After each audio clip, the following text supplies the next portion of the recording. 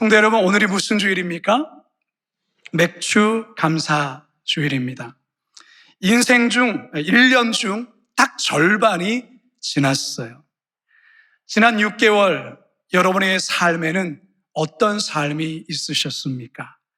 바라기는요, 오늘 말씀을 통해 지난 시간들을 한번 찬찬히 돌아보시고 동시에 우리가 앞으로 살아갈 날들을 또한 바라보시면서 감사의 제목들을 발견하고 또한 그것을 고백하는 복된 시간이 되길 주님의 이름으로 축원합니다. 한번 따라해 봅시다. 과거를 돌아보니 감사뿐입니다. 과거를 돌아보니 감사뿐입니다. 성경의 인물 중에 제가 참 좋아하는 인물이 다윗입니다. 하나님도 다윗을 참 좋아하셨어요. 그래서 그를 가리켜서 내 마음에 합한 자다, 이렇게 하나님이 다윗을 칭찬하셨죠. 그런데 다윗의 인생을 가만히 들여다보면 그의 인생은 결코 순탄한 인생이 아니었습니다.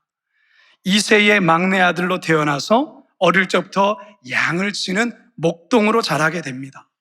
출중한 문학적 소양과 음악적 재능으로 인해서 수금을 연주하며 하나님을 찬양하는 삶을 살죠.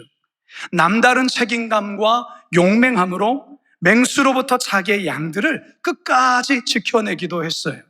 그러던 어느 날 이스라엘 군대를 모욕하는 이 거인 골리앗과 싸웠고 그를 쓰러뜨리면서 한순간에 다윗은 이스라엘의 일약 스타가 됩니다.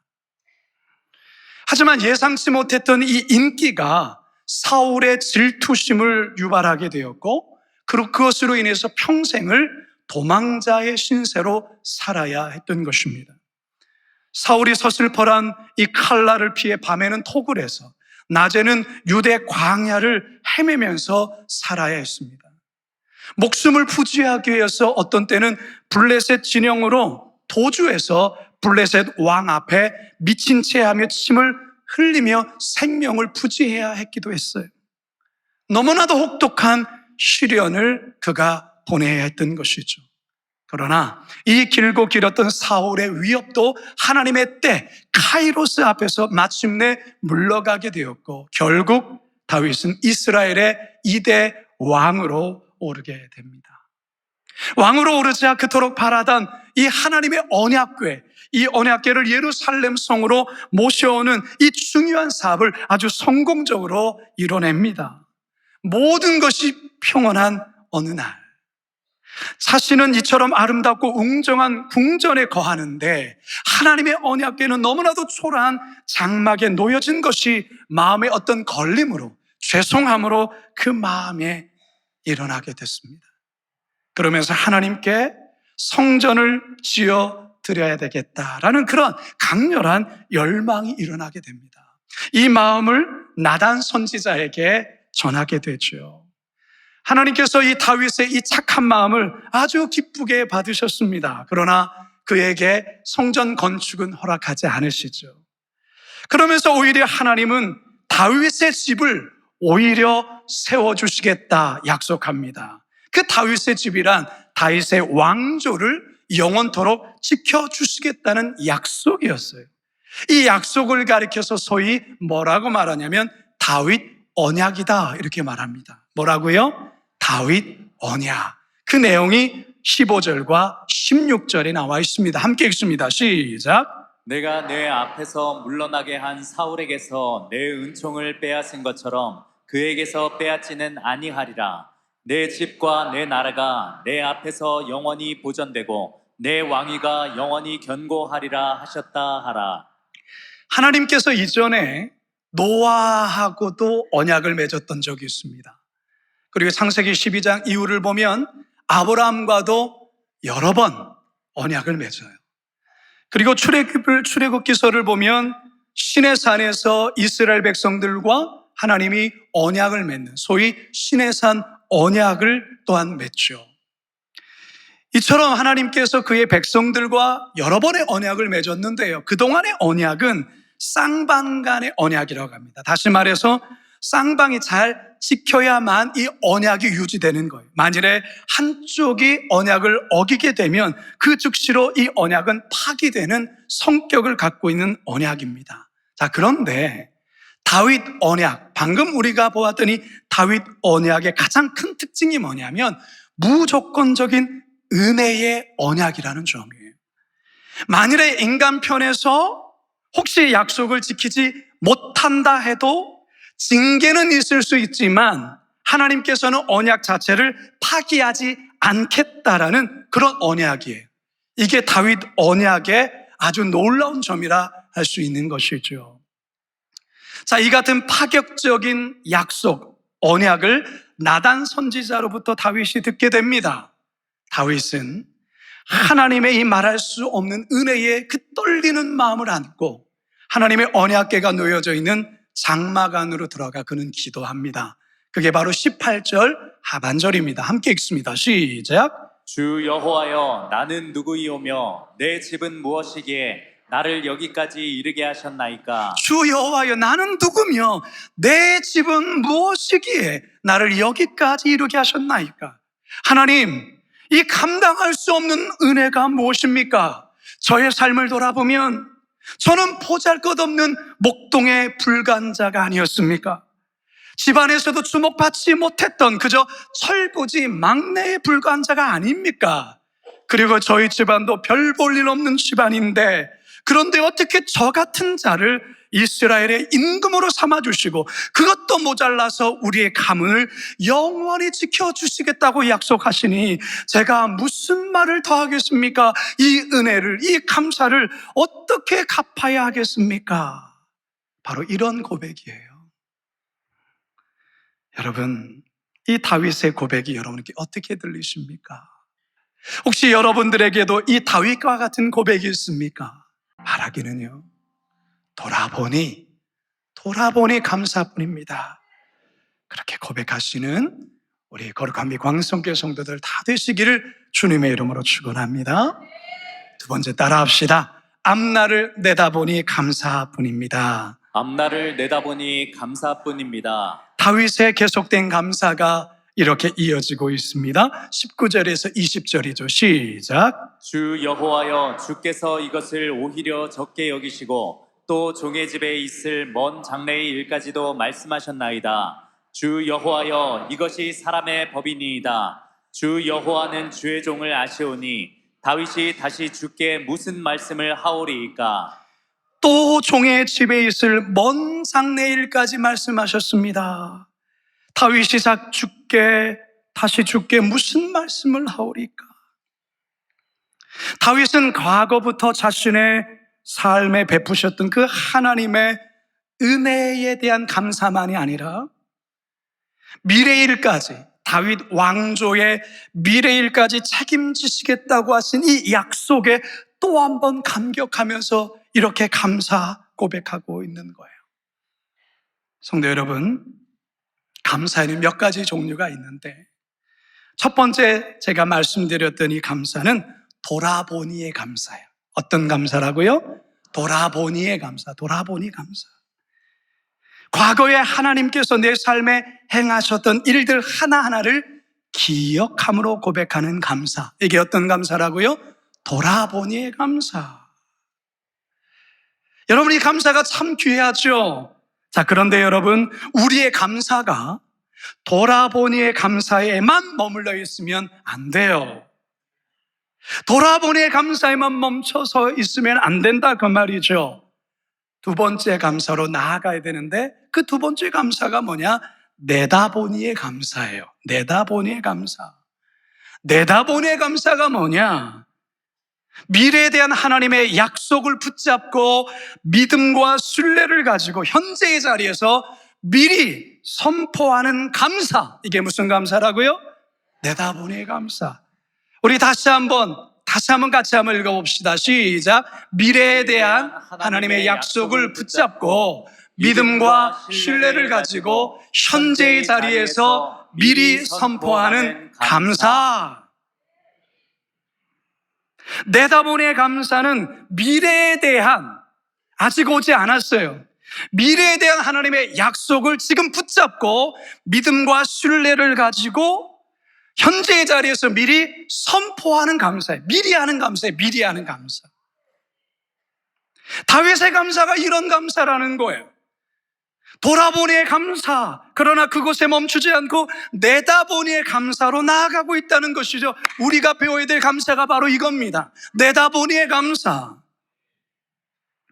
현재 복음주의권에서 가장 영향력 있는 설교가이자 신학자 중에 한 분이 바로 존 파이퍼라는 목사님이세요. 참 제가 좋아하는 목사님. 이 존 파이퍼 목사님이 쓰신 책 가운데 이 장래의 은혜, 이 Future Grace, 장래의 은혜, 미래의 은혜라는 책을 썼어요. 이분의 이 책에서 이런 말을 합니다. 그리스도인의 삶은 과거에 받은 은혜에 대한 감사만으로 살아가는 것이 아니라 앞으로 주실 하나님의 은혜를 믿는 믿음으로 살아가는 것입니다. 우리 같이 한번 읽어볼까요? 시작. 그리스도인의 삶은 과거에 받은 은혜에 대한 감사만으로 살아가는 것이 아니라 앞으로 주실 하나님의 은혜를 믿는 믿음으로 살아가는 것입니다. 여러분, 이 내용이 제가 방금 말씀드렸던 내다보니의 감사와 일맥상통하는 말이에요. 존 파이퍼 목사님의 말씀처럼 다윗의 감사가 과거에 받은 은혜에만 머물러 있지 않아요.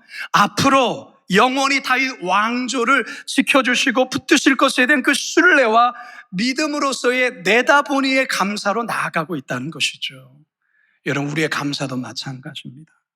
과거에 베푸신 하나님의 은혜 당연히 기억하며 감사해야 되는데 거기에만 머물러 있으면 안 돼요. 한 발 더 나아가서 지금 현재 이루어지지는 않았지만 앞으로 베푸실 그 은혜, 장래에 대한 은혜에 감사하는 거예요. 앞날을 내다보며 미리 감사하는 거예요. 바로 여기에는요, 하나님에 대한 신뢰와 믿음이 필요합니다. 뭐가 필요하다고요? 하나님에 대한 신뢰와 믿음이 필요하다, 그 말이에요. 사실 여러분, 우리의 내면을 가만히 들여다보면 많이 불안해하는 것들이 있죠. 미래에 대한 불안함들이 다 갖고 있어요. 아직 정해지지 않은 내 자신의 어떤 앞날, 그 생각하면 자꾸 불안하고 조급해지는 걱정이 이렇게 밀려와요. 우리 가정을 생각해도 그래요. 자녀들의 어떤 앞날을 생각할 때도 그런 불안함과 조급함이 이렇게 밀려와요. 우리가 다니고 있는 직장, 일터의 앞날에 대해서도 그렇고요. 우리 교회에 대한 부분 또한 그럴 수 있죠. 사역과 비전에 대해서도 불투명한 미래에 대해서 불안하고 조급하다, 그 말이죠. 여러분, 그러면 안 돼요. 하나님께서 우리에게 주신 말씀의 약속, 그거 붙들고 신뢰하며 앞날을 내다보며 미리 감사하는 것입니다. 이 찬양이 가사처럼 말이죠. 장래에도 인도하시리 감사하신 하나님, 장래에도 인도하시리 살아계신 하나님, 감사하신 하나님, 에베네셀 하나님, 살아계신 하나님, 에베네셀 하나. 우리 같이 고백해볼까요? 장래에도 인도하시리, 장래에도 인도하시리 감사하신 하나님, 장래에도 인도하시리, 장래에도 인도하시리. 그분은 어떤 하나님입니까? 살아계신 하나님, 감사하신 하나님, 에베네셀 하나님, 그분은 살아계신 하나님, 그분은 에베네셀 하나님. 우리의 감사가 지금까지에 대한 감사에 멈추지 않고 앞으로도 인도하실 하나님에 대한 신뢰의 감사로 나아갈 수 있기를 주님의 이름으로 축원합니다. 마지막 세 번째 따라 합시다. 주님을 바라보니 감사뿐입니다. 주님을 바라보니 감사뿐입니다. 여러분, 사실 우리의 감사를 이렇게 가만히 들여다보면 하나님이 주신 축복이나 선물에 대한 감사가 참 많아요. 하나님 건강 지켜주시면 참 감사해요. 그래도 우리의 사업, 그래도 일터, 그래도 이 정도 하나님 은혜 주신 건 너무 감사해요. 우리 자녀들 그래도 아프지 않고 건강하게 잘 크는 것 하나님 감사해요. 아무 탈 없이 집안이 평화하는 것에 대해 감사해요. 다윗의 감사가 과거에 주신 축복에 대한 감사였고 미래에 주실 축복에 대한 미리 감사였습니다. 자, 그런데요, 오늘 본문 마지막 부분에서 다윗은 이제 좀 차원이 다른 감사로 나갑니다. 하나님이 무엇을 주셨기 때문에 하는 감사가 아니라 하나님 그분 자체에 대한 감사를 하고 있다라는 거예요.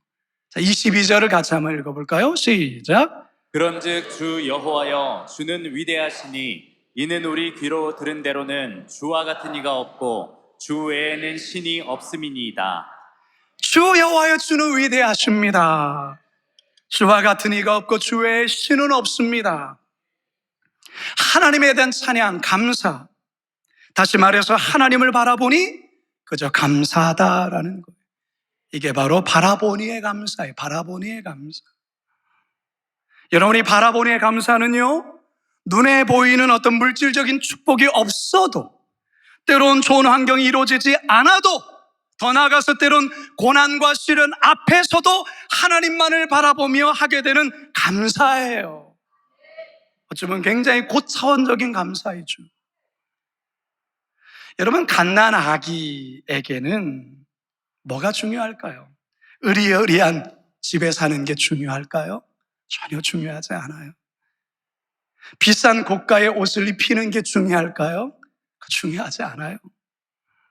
갓난 아기에게 가장 중요한 것은 그저 엄마 아빠. 엄마 아빠가 갓난 아이에게는 세상이 전부예요.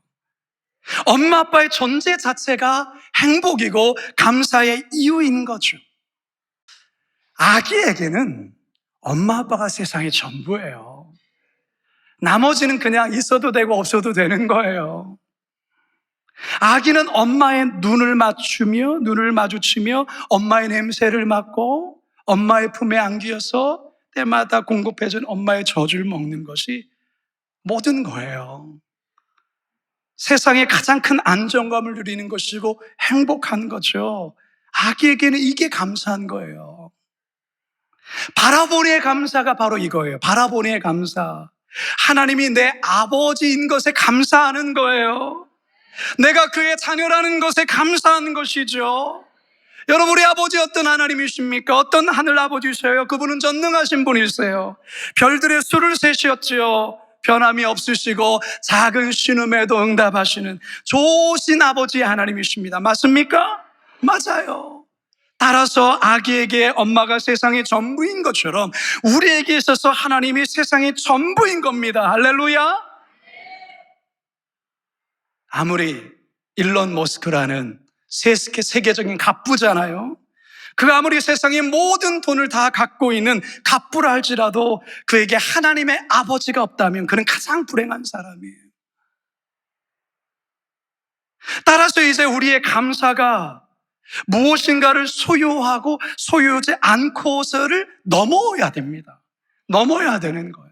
우리의 감사의 수준이 내 뜻이 이루어졌거나 이루어지지 않았다를 넘어서야 되는 것입니다. 왜요? 우리가 감사할 이유는 하나님이면 충분하기 때문에 그렇습니다. 한번 따라합시다. 하나님이면 충분합니다. 충분합니다. 가슴에 손 얹고 하나님이면 충분합니다. 이게 우리가 감사할 이유예요. 제가 오늘을 찬양을 좀 많이 하고 있어요.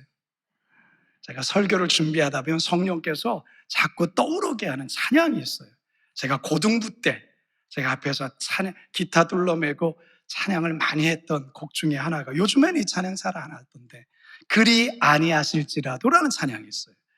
그리 아니하실지라도 감사해요.